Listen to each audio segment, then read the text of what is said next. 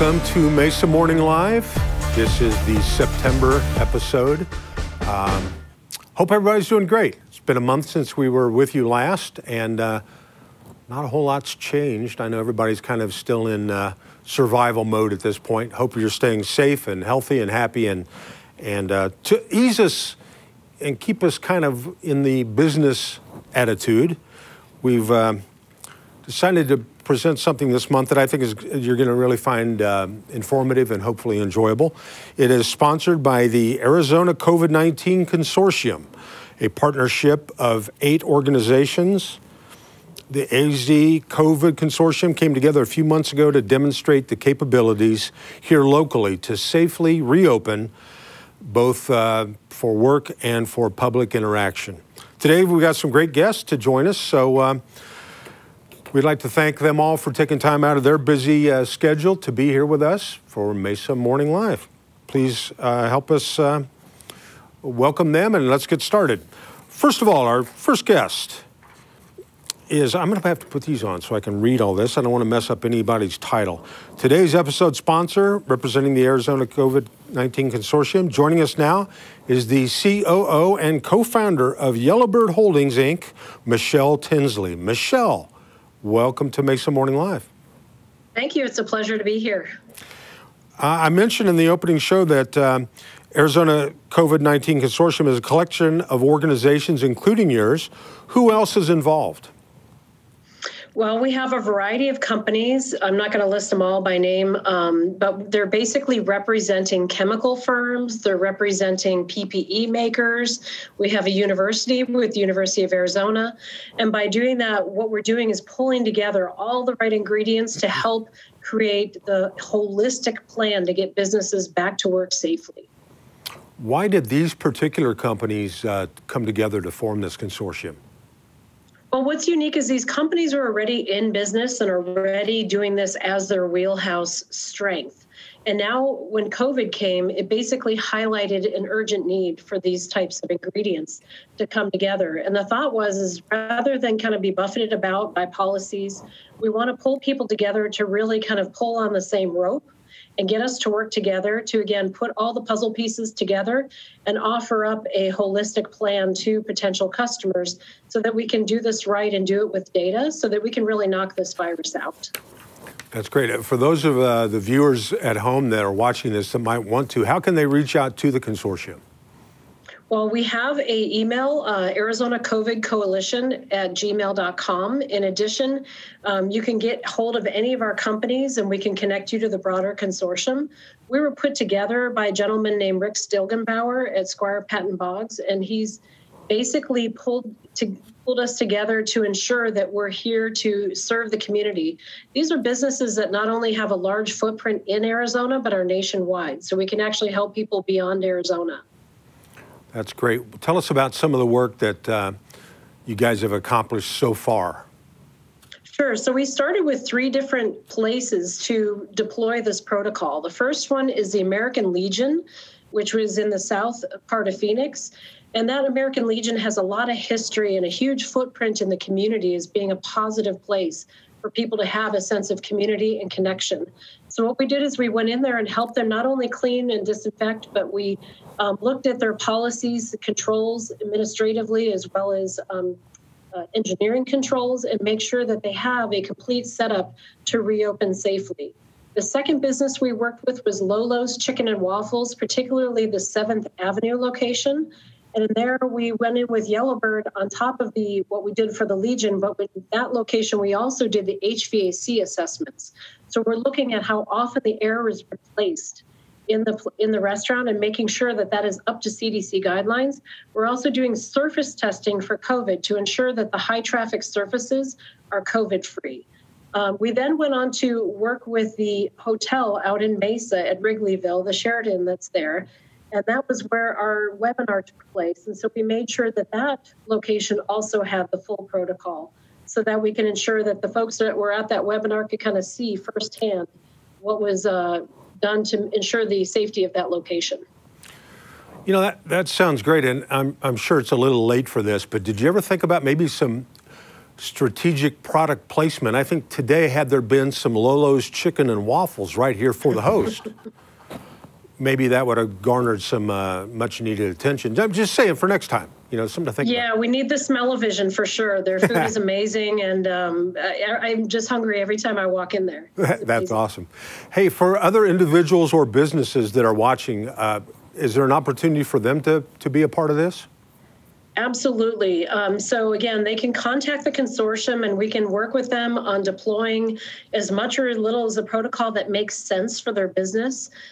We do have the ability to, I know we'll get to, you know, with the companies that are represented here today, I don't want to steal their thunder, but ensuring that you're disinfected completely, but then also protecting going forward. And we want to make sure that that's really part of what we're doing here. And then with Yellowbird, we have industrial hygienists on demand. So we can come in and deploy that full HVAC and surface testing protocol, or we can even just do industrial hygiene by the hour, which is basically bringing in a scientist to evaluate your square footage and your airflow and making sure that you have a safe place to work. Just curious, for your business name is Yellowbird. What's the impetus of that? Where did that come from? Well, Michael, our founder, is on the call. I don't know, Michael, if you want to jump in and answer that one real quick. I'm his baby. Hey, I'm happy to. So it was actually, it's a combination of an homage to the canary in the coal mine, combined with a color that represents safety and caution. And then, of course, what we're trying to do and what we are doing is giving the freedom to our professionals to be able to become available to work where and when they want to. So it's the freedom aspect of soaring. It was a fun exercise, and Yellowbird is a great name. I'm very proud of it. Thank you. Oh, that's awesome. Well, that's why I asked. There's always a good reason a company's named what it is. It doesn't just happen. You know, there's some thought that goes into it. Hey, Michelle, I know this is a weird question, and it's tough to talk about it now when it's still 100 degrees plus, but I understand you're a big skier and that you love to ski. What's the most challenging, other than the pandemic, what's the most challenging skiing you've ever done? Double black diamonds. I have to say I took skiing in college at the University of Oregon, so we went to Bachelor every week. And you are forced to get better when you ski in every kind of winter weather condition. So I've now taught my two sons how to ski as well. And the oldest one is on a black diamond run capability. The little one's quickly trying to get there. But it's, I say, likening to leadership. When you ski, at some point you have to have faith and put your skis straight downhill, even if it's just for a few fractions of a second, and have faith in yourself that you're going to pull it through the turn and have the skills to do it right. So that's probably why I love it. That's awesome. Well, you know, it's weird. ASU doesn't have a very good ski team. I have no idea why. Maybe water skiing. I don't know. Oh, there you go. Hey, what's the, I wish we all had a crystal ball on when this thing's going to be over. But what about the consortium? What happens? Does it continue on? Is there life after the pandemic? So I absolutely think, again, these companies have come together in a critical moment to help us through this urgent situation. But absolutely, I think for the next year, businesses are still going to be looking for help. We're going to probably have multiple ebbs and flows on this thing. And it's not going to be a quick, you know, fairy waved a wand and it all just magically went away. I wish that would be the case. But beyond that, these companies have come together already from a base of strength of having business pre-COVID. So that's why we really like this. There's none of us that just jumped in the game and put up a stand and started selling business just for this. This is really we're just highlighting the urgency and bringing our skills to bear. But absolutely, like in the case of Yellowbird, we can now go back to these businesses and offer them annual safety plans, safety training. There's lots of things we can do, prep them for OSHA audit. So it's one of these where these companies are going to continue to market and grow their businesses even after COVID. Well, that's great. And I appreciate you taking time out of your busy schedule to come and tell us a little bit about Yellowbird and also about the consortium. Ladies and gentlemen, those of you at home, put down whatever you're eating or drinking, and a big round of applause for Michelle Tinsley for being here. Thank you very much, Michelle. Good luck. Keep up the good work. At this time, I'd like to welcome our second guest Our next segment, the Community Spotlight, is sponsored by Gateway Bank. For more than 10 years, Gateway Bank has worked to earn the opportunity to do business with you. So give them a look. Go check out Gateway Bank. Our Community Spotlight guest today joins us from the Arizona chapter of the National Safety Council. I'm pleased to welcome Trainer, Workplace Services, Mr. Ed Tobby. Ed, welcome to Mesa Morning Live. Good afternoon. Good morning. How are you? I'm good. How are you? Doing well. Thank you. Happy to be here. Well, tell us a little bit about how long you've been around, not you personally, but your business and what you do. Our business has been in Arizona since for about 70 years now. On the national level, the National Safety Council was founded in 1913, and we are a nonprofit organization dedicated to safety in the workplace, on the roadways, at play, at home, wherever we can help prevent unnecessary deaths. We're out to try to do that. Well, you know, safety is one word that you just keep hearing daily, hourly, when it comes to the pandemic. What can folks do to remain safe during these crazy times we're in? Well, obviously, following CDC guidelines, mask distancing, doing everything we need to do to prevent transmission of the disease. Our focus has been very much on assisting businesses to reopen safely and to work safely after they are opened. So we're doing a lot of webinars and training along those lines, where we're providing a lot of valuable information on how businesses can not only open safely, but build confidence in their employees, build confidence in their customers to return, and do it in a manner that everybody is healthy at the end. So I'm sure that a key phrase for you is risk assessment. You're analyzing businesses and their safety risks. How is that achieved? Well, there's a number of tools you can use for risk assessment. We have one that it's called a job safety analysis or job hazard analysis, where you'll take a job and break it actually down into a series of tasks.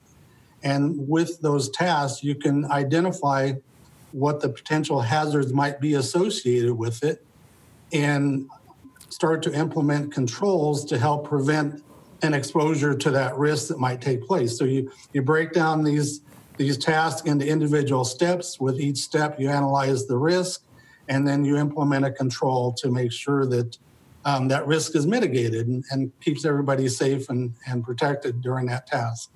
So that's a really simple way to do it. And you can break it down into any number of different jobs within your organization or company, from the simplest thing to more complex situations. So we encourage employers to do that and keep records of it. That way, if there is any sort of incident down the road or a compliance inspection, you have everything documented that you've done your due diligence to analyze the risk and mitigate it with controls. Okay, I think I followed that. Is there an example you could give of maybe a business that you've worked with and kind of implemented those controls? What would be a good example? Well, an example that we use in our webinars is, let's say my job is I'm an electrician, but my task today is to change out a faulty light switch. So you would go through those steps of what do I need to do to change the light switch, and list those incrementally, and then identify what hazards, and then implement the controls. For example, do I have insulated gloves? Am I doing the proper log-out, tag-out procedures to eliminate the power? Do I have all the other tools I need to accomplish the task? And so that would be just an example of how to break down a job of an electrician down into a task of changing a switch, and then listing all the hazards and controls in place to do that safely. That makes sense. You know, I know everybody's got varying degrees of how compliant or how much they're worried about this. My wife insists that when I'm around, I wear a mask 24/7. And the weird thing is, this has been the case since before COVID. Is she being hypersensitive to this? No, I think she's just trying to make sure that you're both protected from whatever might be airborne at the time. Good point. Thank you very much. Appreciate that, Ed. Thanks for covering for her on this. Hey, a little personal note. We found out a little bit. Michelle likes to ski. I understand you're quite a photographer. Tell us a little bit about that. Well, my primary thing that I do is architectural. I have a little side business that I've done for about 15 years that way. Take pictures of buildings. Never had a building say, hey, you made me look fat, that kind of thing. But I also enjoy traveling and doing nature and architectural outdoor photography. I love photographing lightning. This year's monsoon has been a non-soon, so I haven't gotten a single lightning photo this year. But yeah, it's something I really enjoy doing. It gets me outside. I do a lot of hiking and traveling, and it's just something that really I find a lot of peace in doing and I really enjoy sharing. That's great. Now would be a perfect time for a little 10-second shameless plug for the name of your company or your website. Taube Photography. And that'd be really simple. TAUBE photography.com? TaubePhotography.com? Oh, yes. Did I lose you? Okay, good. All right. I thought maybe I confused you. A lot of times that heavy technical jargon will throw a guest off. So appreciate that.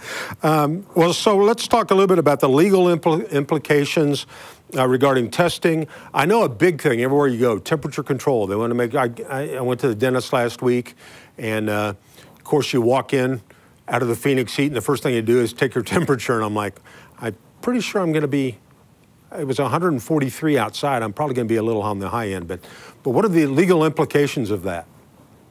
Well, and there's differences between testing people that are coming into your building and testing your employees. You're right. You go to a doctor's office, dentist's office, they're doing a temperature check. But when you start the process of testing your employees, you have to be aware that there are also laws in place having to do with privacy of that information. Because under ADA and OSHA, when you do a temperature check, it's actually considered to be a physical examination. And as a result, you have to protect the results of that testing. So let's say you're testing all your employees, they're all lined up at the door, and you're doing a forehead scan. One thing you can't do is announce what the temperature is you just took, because that is disclosing medical information. And so you have to be aware of these types of things because and also, when you ask people about exposure and their health, there's also protections under ADA where you can't disclose disabilities. So we have to be really more aware of some of those laws that are in place having to do with disabilities, privacy, and medical records that you have to keep confidential. Wow, that's interesting. Totally makes sense. Well, we appreciate you taking time out of your busy day to be with us. It's times like this that an organization like the National Safety Council is truly invaluable. When this is all over and we can kind of relax a little bit and meet live again, I'd love for you to come back on Mesa Morning Live and be a guest. Bring your camera, maybe take a picture of me eating some Lolo's chicken and waffles. So we're going to tie this whole thing together. You're going to have to share that, because okay. I'm a big Lolo's fan myself. That's awesome. Well, ladies and gentlemen, once again, thank you, Mr. Ed Taube from the National Safety Council. Thanks for being here. Thank you very much. Happy to be here. Now I'd like to introduce a panel of representatives to talk about their organizations, the response to COVID-19 pandemic, and some great innovation in the response to it. From Noral Clean Technologies, the Vice President of Sales, Mr. Michael McCoy. From Power PPE, we're joined by President Kevin Thorpe. And from Yellowbird, the founder and CEO, we went to him earlier, Mr. Michael Zhao. Welcome, gentlemen. Thanks for being here on Mesa Morning Live. Thank you. Good to be here. Michael, you told us a little bit about the naming of Yellowbird a few minutes ago, but tell us a little bit more about the company. Sure. We are an on-demand professional platform for environmental health and safety experts. So what that means is, in simplest terms, companies or organizations who need health and safety experts to either become compliant, put processes in place, even if you're running a production or a construction site and you need a professional to be out there to help you with your safety plan or oversight, you go on to goyellowbird.com and you say, I need somebody with these skills or just for this application. And we have thousands of people on the platform already that are available to be there on demand. That sounds good. Mr. McCoy, tell us a little bit about Noral. Is it Noral or Noral? I want to make sure. It's Noral. Noral. Noral Clean Technologies. Tell us a little bit about that, Michael.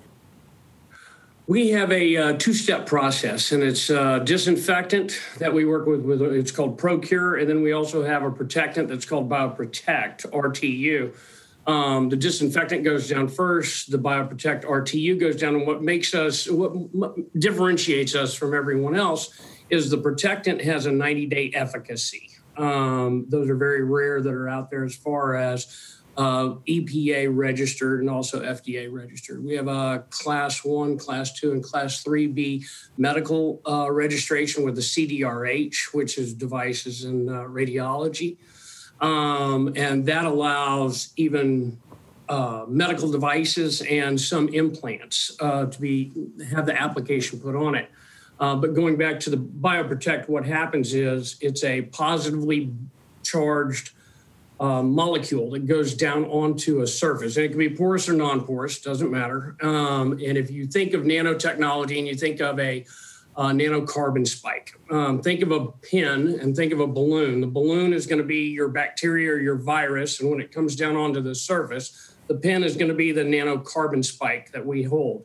And it ruptures the balloon or ruptures the virus or bacteria. And it's a mechanical kill versus a chemical kill. It's non-toxic. Wow, that is fascinating. I wish I was smart enough to understand what you just said, because that sounds really cool. But that's great. Mr. Thorpe, tell us a little bit about Power PPE. We're a manufacturer here in Mesa. We manufacture surgical-grade three-ply masks. The big thing about masks right now is the majority come from outside of the country. Our masks are made here in the United States. They're wearable for up to 7 days, and they have a biocidal middle piece that captures the virus, and it also is much easier to breathe through. You know, that sounds great, and boy, whoever knew that masks were going to be just part of our daily wardrobe. True story, on the way down here today, I stopped at my branch of National Bank of Arizona. I still feel so weird walking into a bank with a mask on. It just seems like, I did that a couple of years ago and the police weren't amused. But now you do it, and if you don't, the police come. So That's great. Tell us a little bit about how has the pandemic affected your respective organizations? I'll start with Mr. Zhao.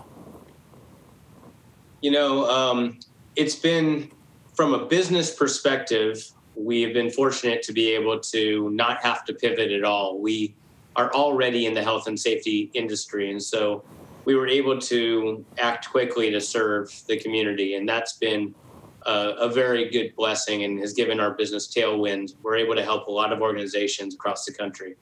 One of the largest being a university that we did an entire university in a very short period of time. They went to Go Yellowbird, and they actually got that taken care of very quickly.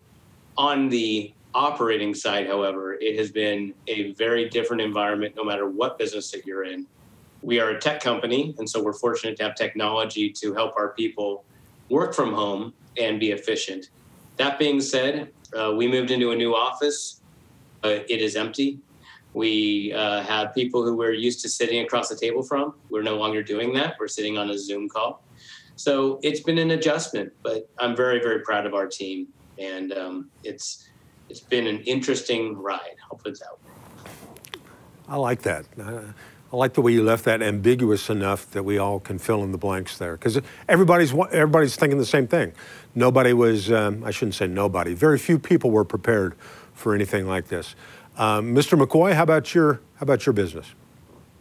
I think the interesting thing is most people are aware of salmonella, listeria, E. coli, influenza, and they've heard of rotavirus, norovirus, and now coronavirus or COVID-19. The interesting thing now is people are hyper aware of it. And so it's always it's always interesting to me to go in and have a conversation with people, because I believe that people are going to be more aware of this for the long term now. When you talk about viruses and bacteria, then if you had an outbreak of, say, E. coli that's up in Northern California, and that affects everybody in the United States with where the romaine lettuce is coming from. But so now I think people will be hypersensitive to all on the virus and the bacteria side. Good point. Mr. Thorpe, what about you? Well, we actually are in the hospitality business, and we own 4 hotels here in the East Valley, plus a gun club. And during all of the brands are requiring masks upon entry, and we were having a hard time sourcing those for our businesses. So we decided, as we did research, that there was a great shortage of masks. So we now have the ability to produce 86 million masks a month. Wow. Say that again, 86 million masks a month. Yes, 86. Wow, that's phenomenal. This is just kind of off topic a little bit. Are there some industries that are struggling with this more than others? I would think food preparation and hospitality, because it's all face-to-face. It seems like that would be the most challenging, but are you finding any areas that you really need to be diligent with? It's kind of an open question for all of you. Right now, the big thing to me is, and you see it in the news every day, and that's public schools starting back up, and the masks for the children, the masks for the teachers, so that they can start doing school in person again. I'm not sure if you could tell from the video, but I'm a little old to have kids in grade school anymore, but I can't imagine homeschooling my son for any length of time compared to what they're doing right now. So let me also give my 2 cents on this subject. So when you're reopening, we've been very much prone to smaller offices, more condensed space, shared workspace. You found since the 80s through the 90s and then into this decade, you've had smaller offices, more people together, closer. So my belief is that one of the things that you need to do to return to work safely is you need to make sure that now that you've put everybody in these close proximities for efficiency and collaboration and all the good reasons that we've done them, you now have created an environment that you need to figure out how we're going to now keep all these people safe. And so I think what we're doing with the consortium is very, very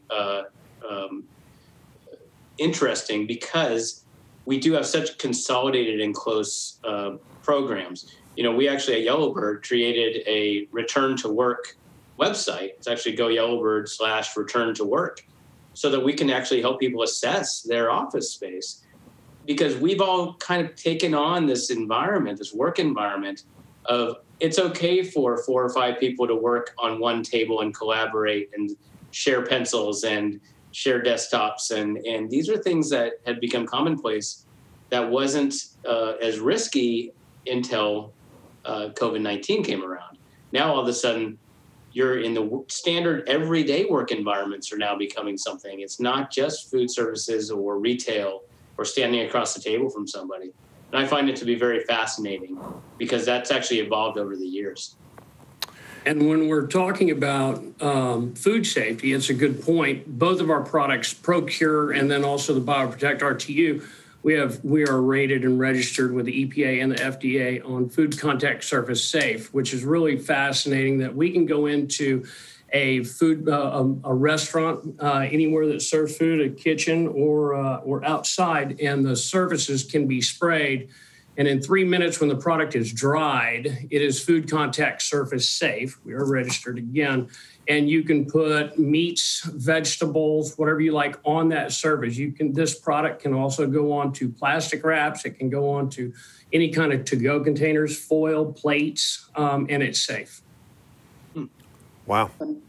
One of our partners and a member of the consortium, Tintoria Piana, they've been in business since the 1500s, and they have products that are biocidal that they make pillowcases and bedspreads and sheets and that stuff out of, and it actually kills the virus as well. Wow. You know, it's one of the groups in the consortium that we haven't really talked a lot about yet, but I think they've actually been one of the leaders in this whole process.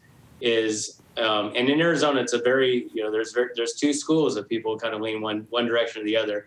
University of Arizona has done a very, very good job making their science community within the university at the forefront of this. In fact, they were the first to jump into the consortium. And what I've enjoyed watching in this process is U of A has actually gone through, and they're working with government regulators, CDC, FDA, all these other organizations to help on testing programs and protocols.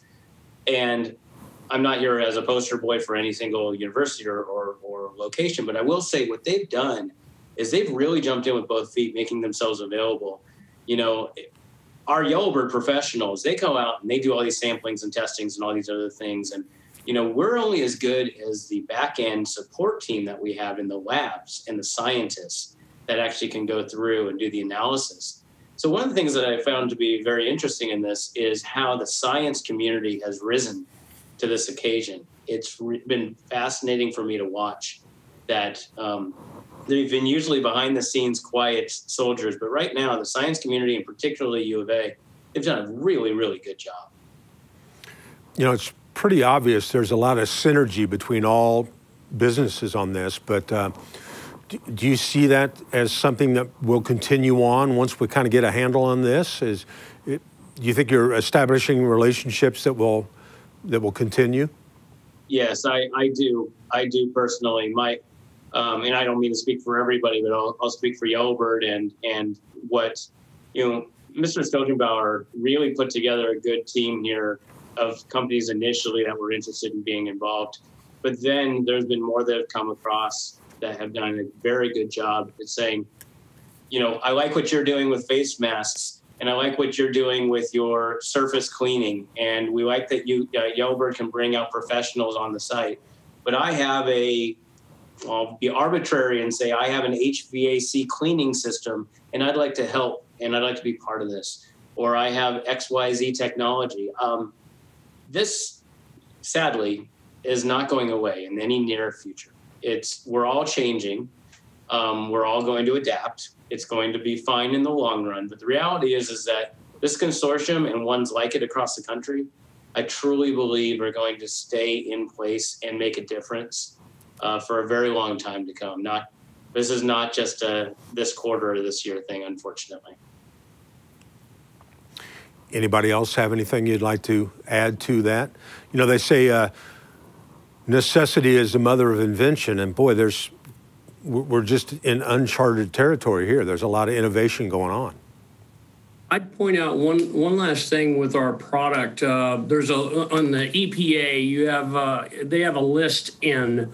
And that's their emerging viral pathogen list. And where we fall into that with our registration under that is the EPA is saying, in all probability, any virus or bacteria that we have not yet identified, your product will be effective against it. And both the ProCure is on that list as well as the BioProtect RTU.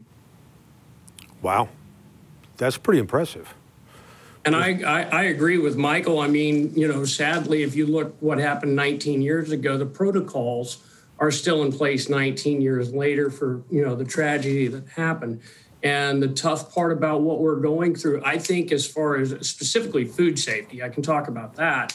I think that these protocols are going to be around for 5 to 10 years, maybe even longer. So I agree with him on that.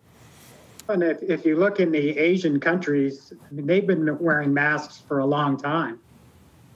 It's not new for them, and I think you're going to see that here in the U.S. and in other countries as well. There'll be people that will continue to wear masks for forever, probably. You know, I work a lot in Las Vegas, and I just have a hard time believing. I mean, I think the days of just the big buffets and all that open food sitting out there and people, just seems like that might be, you know, thing of the past. I agree. It's that way in all of our hotels. I mean, we had hotels that offered free breakfast, and it was a buffet. We don't do it anymore. Wow. One of the things that we emphasize in our training is that this is not the first pandemic that's been around, and it's not going to be the last one. So the critical thing is we learn from this and we take the proper steps to continually plan for what the next thing may be. This one, as we know, caught a lot of people off guard because of the severity of it and the size of it. But moving forward, it's important to keep this in mind. You know, remember what was effective and what wasn't, and learn and move and keep planning continuously so that when the next one comes along, we're much better prepared. One last thing on our side, if you think about a disinfectant, which everybody is using or should be using at this point, but they're commonplace now. As soon as that disinfectant goes down, you know, the first person to touch it, the integrity of that disinfectant is gone. The BioProtect RTU is a guard against future. If it comes down, when I talk about the 90-day efficacy, you put the disinfectant down and then you put this down. It has a covalent bond that's going to be a shield over that's going to protect that surface for 90 days. And so if someone comes in, think of an elevator where people come in and you have someone that goes in and they've taken the rag and the spray bottle and they've cleaned that, and somebody comes in that's infected with whether it's influenza or rotavirus or COVID-19, whatever it might be, and they touch that button, the integrity has immediately been broken. But if you have a product, BioProtect RTU, that's on there, that shield is on there and it kills that on contact. Wow. You know, for a split second there, hearing you describe that scenario about the elevator buttons, I thought about using the steps, and then that passed, and now I'm back to the elevators. So well, I heard last month you said something about your gym closed in 2004. Am I right? Yeah. I called my gym and they were closed and had been since '04. Well, let's do this. Let's go around. You guys have been great, and I'm proud of all 5 of you are still hanging in there. We appreciate your taking time out. Let's kind of go around to do a little closing remarks roundtable. Let's do it in the order in which you appeared. Michelle, do you have anything you'd like to share with us? You get a little info plug here to close out the show. Yeah, I think, again, if they're curious about learning more about the COVID consortium, you can email us. Our email at the consortium is azcovid19consortium@gmail.com, and we'll definitely either pull you in as a fellow member or work with you to help your business. Okay, great. Good job. Mr. Tobby, anything you'd like to share with us? Hit the unmute button, that'll help, right? No, just wanted to thank everybody for allowing me to come and share this. Can't emphasize enough proper planning, good education within your company and with your customers. Communication is really, really important to make sure that everybody understands what your plans are, how you're implementing those plans, and the fact that your priority is everybody's safety. And you want to do everything you can to keep everybody in the loop, keep them informed, keep them safe. And we haven't addressed the mental aspect of this, but there's been a huge uptick in mental illness associated with this, from the higher drug abuse and domestic violence and suicides. Those are all way up. So it's really important that we also look out for each other, communicate properly, call somebody you haven't talked to in a while, just check in, make sure they're doing well. Boy, that's a huge point that I was reading up on a lot of that. It's really sad. A lot of people, you know, we're supposed to be social. We're social animals. And a lot of times it's really easy to kind of isolate. And our technology has made it even easier because now you don't even have to pick up the phone. You can just text. So good point, Mr. Tobby. Thank you. Michael Zhao, anything from Yellowbird you'd like to close us out with? Yes, thank you. And thank you all for being on this panel with with me and with us. This has been a fun time. So I guess my point, the main message I want to send, besides, anything you want to find out about Go Yellowbird, you just go goyellowbird.com. You can find out about how we can help you either operate safety programs, get yourself in insurance compliance, or in this case, for what the purpose of this call is, or this interview or panel is you can go to our /return to work, and we will be able to help you. But my main point of all of this is the only way to get through this is to have programs that you consistently go back and check, whether it be using a goyellowbird.com or whether it be using your internal resources that you already have in place. This isn't a one and done scenario. So even if you use all the wonderful products that we all have in this consortium, even if you are COVID-free today, you need to have somebody go back on a consistent basis and validate that you are actually COVID-free. It's the only way you're going to create comfort, reinforce that what you're doing is working, relieve some of that anxiety that Ed just referenced, and get people to a point where they feel that they can actually return to some semblance of normal. And so, yes, Go Yellowbird we as a group have nationwide network of people, not just Arizona. We can help people anywhere in the domestic United States. And I'd be delighted if you'd look us up to help. Sounds great. I appreciate you being here. Mr. McCoy. I'd like to just echo, I think being a part of this consortium has been wonderful for our company. I think the panelists on here are well spoken. I'd like to mirror what Michelle said, that great information that's out there, anybody can help. And if you need any more information on Neural Clean Technologies, the website is neuralcleantech.com. And we'd be happy to help you. But we're very honored to be a part of this consortium. And I think we're all going with the synergy in the right direction. That's great. Keep up the good work there. Mr. Thorpe, close us out with a couple of comments to kind of put a bow on this whole thing. So right now we're manufacturing masks. We'll have our first 10 million masks available in about 2 weeks. Again, the masks are made here in the United States, which is unusual to find right now. If you have questions about the masks, or we're actually hiring staff right now. We're looking to hire about 250 employees. Please reach out to info@power3.us, and we'd love to get together with you. That sounds great. And to close us out from Mesa Morning Live, I'd just like to say thanks again. It's always a pleasure to be a part of this event. And boy, in these weird times we're living with, we try and have a little bit of fun, but we try and walk out of here a little bit smarter than when we came in. So I think congratulations to what you guys are doing. Thanks for proving on a daily basis that Arizona's innovative, creative, and that we're proactive, not reactive when it comes to something like this. So thank you very much. Keep up the good work. Those of you watching at home, thanks for tuning in. You can always see us on any of our past episodes, Mesa Morning Live. Check those out. And we'll be back with you for October's episode. We've got it all planned out. It'll be a lot of fun. Hopefully, we'll have some good news when it comes to the coronavirus, COVID-19, next month. But in the meantime, stay plugged in, stay safe, and enjoy Mesa. Thank you all very much. We'll see you next time.